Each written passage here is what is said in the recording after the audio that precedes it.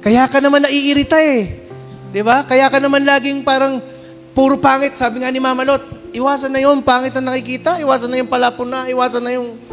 Kaya naman tayo ganun. Bakit? Kasi mayabang tayo. Hello? And temptation comes to test yung kayabangan mo. Mayabang ka kasi. Kaya, papaintulutan to ng Diyos kasi gusto kanyang gamutin. Gusto kanyang mabago.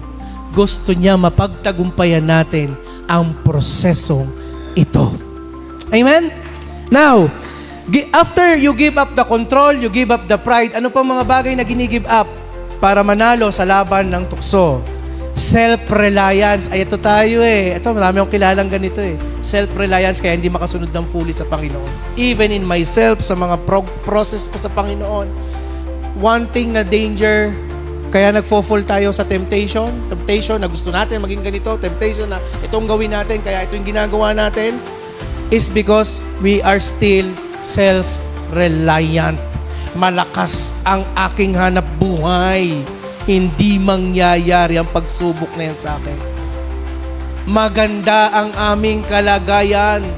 Hindi mangyayari yan. Kasi magaling ako sa ginagawa ko. Self-reliant.